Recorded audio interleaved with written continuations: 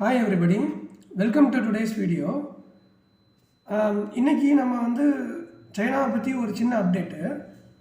உலகம் முழுசையும் சைனா ஆட்சி செய்யணும் அப்படின்னு சொல்லிட்டு விரும்புகிறாங்க. அதற்கான நடவடிக்கைகளை கிட்டத்தட்ட கடந்த ஒரு 20 வருஷமாக நம்ம ஜிபிங் அவருடைய ஆட்சியில் ஒவ்வொரு ஸ்டெப்பாக எடுத்துக்கிட்டு இருக்காங்க. ஒரு லிமிட்டுக்கு மேலே ஒருத்தன் பணக்காரன் ஆகிட்டா அப்படின்னா அவன் உலகத்தையே ஆட்சி செய்யணும், ஒரு ராஜாவாகணும், வேர்ல்டே தனக்கு கீழே இருக்கணும் அப்படின்னு சொல்லி நினைப்பான். அவனுக்குள்ளே பெருமை உண்டாகும். இப்போ அதே எண்ணம் தான் சைனாவுடைய ஆட்சியாளர்களுடைய எண்ணத்தில் இருக்குது. முக்கியமாக ஜிபிங் அவருடைய எண்ணத்தில் இருக்குது. இதற்கு ஒரு சான்றிதழ் என்ன அப்படின்னு ஒரு எடுத்துக்காட்டோடு நம்ம பார்ப்போம். 200 வருஷத்துக்கு முன்னாடி ஆங்கிலேயர்கள் இதே இடத்துல இருந்தாங்க. அதாவது பிரிட்டிஷ் பீப்புள்ஸ் இதே இடத்துல கிரேட் பிரிட்டனை உண்டாக்கி உலகம் முழுசையும் ஆட்சி செய்யணும் அப்படின்னு சொல்லிட்டு அவங்க நிறையா ஸ்டெப்ஸ் எடுத்து இந்தியாவையும் ஆண்டாங்க.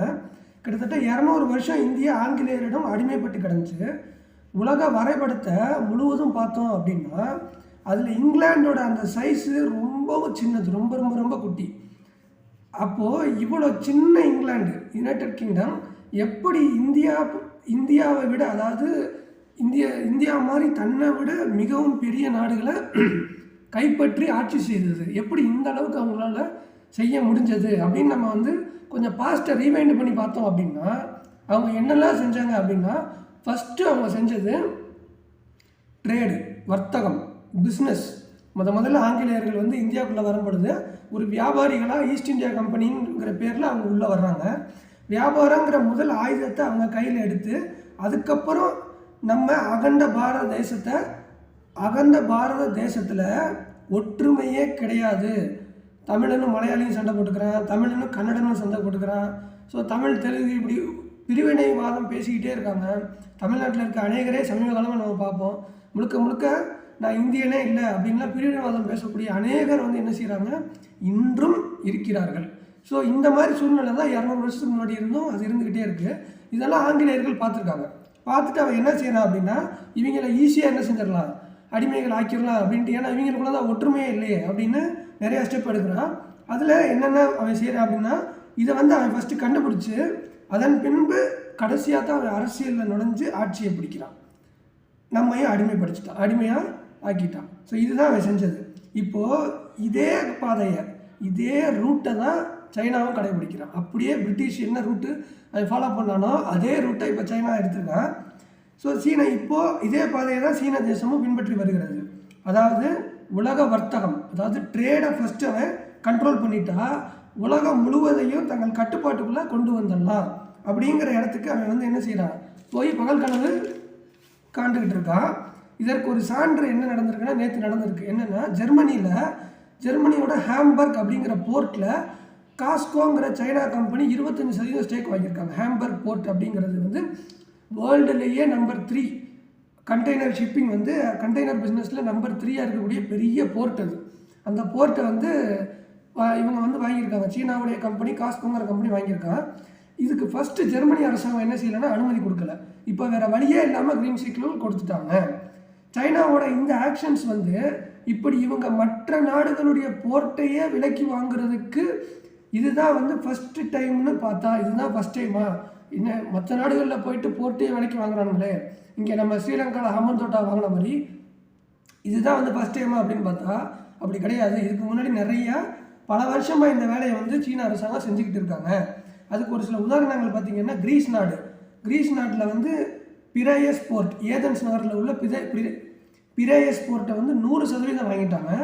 பெல்ஜியமில் சீப்ரூக் போர்ட்டை 90% வாங்கியிருக்காங்க. ஸ்பெயின் நாட்டில் வேலன்சியா போர்ட்டில் 50% பாதியை வாங்கிட்டாங்க.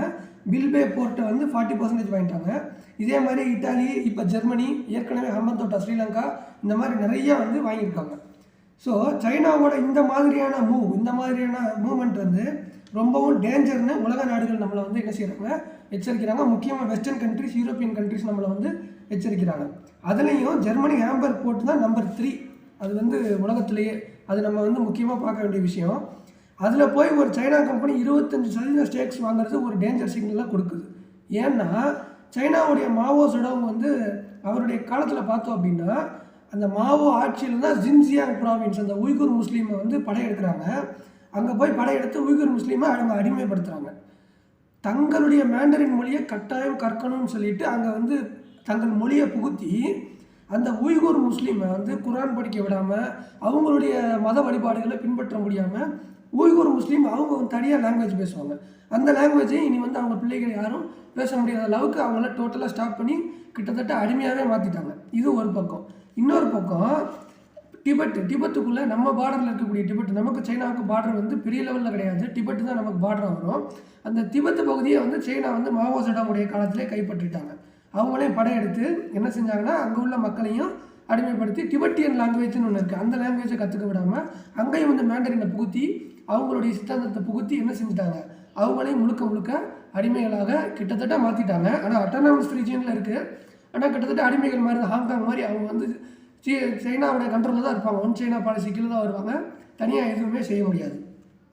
ஸோ இந்த மாதிரியெல்லாம் பிரச்சனைகள் நடந்துகிட்டு இருக்கும்போது இப்போது மாவோவுடைய 1 palm 5 finger டெக்னிக்னு சொல்லுவாங்க. அதாவது 1 palm, இந்த 1 palm 5 finger டெக்னிக் அப்படின்னு சொல்லிட்டு சொல்லுவாங்க. அதாவது நம்மளுடைய அருணாச்சல் பிரதேஷ், சிக்கிமு, பூட்டானு, நேபாள், லடாக் மொத்தம் வந்து 1 palm 5 finger டெக்னிக்னு சொல்லுவாங்க. ஸோ இதெல்லாம் வந்து டோட்டலாக அவங்க வந்து சொந்தம் கொண்டாடுறான், இதெல்லாம் என்னுடையது அப்படின்னு சொல்லிட்டு சீன தேசம் என்ன செய்யறான், சொந்தம் கொண்டாடுறான். ஆனாலும் இது 1962 இல்லை பஸ்ஸு அன்னைக்கு நடந்த மாதிரி போரில் நாங்கள் தோக்க மாட்டோம் அப்படின்னு சொல்லிட்டு கல்வான் வாலியில் நடந்த அந்த ஃபைட்டில் நம்மளுடைய இராணுவ வீரர்கள் தக்க பதிலடியை சீனாவுக்கு வந்து நல்ல ஒரு பாடம் புகட்டியிருக்காங்க. ஸோ இதுதான் இன்னைக்குரிய வீடியோ. இதன் மூலம் நமக்கு கிடைக்கிற மெசேஜ் என்ன, நான் கற்றுக்கிட்டது என்ன அப்படின்னா, நமக்குள்ள ஒற்றுமையே கிடையாது, நமக்குள்ள ஒற்றுமை இல்லை. அதுதான் வெள்ளைக்காரன் நம்மளை வந்து 200 வருஷமாக என்ன செஞ்சான், அடிமையாக்கி வச்சுருந்தான். இப்போது இதே மாதிரி இந்த சப்பமுக்க சீனாக்காரன் என்ன பண்ணுறான், உள்ளே வர பார்க்குறான். எனவே நாம் அனைவரும் இந்தியன்கிற ஒற்றுமை உணர்வோடு அவனை ஒன்று சேர்ந்து விரட்டணும். இதுதான் முக்கியம். ட்ரேடு பண்ணுறது, பிஸ்னஸ் பண்ணுறது ஒன்றும் ப்ராப்ளம் இல்லை. சீனா பொருள் நமக்கு கம்மியான ரேட்டில் கிடைக்கிது, அது ஒரு பக்கம் நமக்கு செலவுகள் குறையுது. ஆனால் அதோடு இருக்கணும், லிமிட்டோடு இருக்கணும். ஒரு லிமிட்டுக்கு மேலே அவனை உள்ளே வர விட்டா அப்படின்னா இன்னொரு ஆங்கிலேயர்கள்ட்ட நம்ம அடிமைப்பட்ட மாதிரி சீனாக்காரன்ட்டையும் அடிமையாக இருக்க வேண்டியதான். இதுதான். ஸோ ஒன்றையும் நம்ம ஞாபகத்தில் வச்சுக்கணும், இந்தியங்கிற தேசிய உணர்வோடு நம்ம என்றைக்கு இருக்க கற்றுக்கணும். ஒன்றுபட்டால் தான் உண்டு வாழ்வு. சரிங்களா? தேங்க்யூ.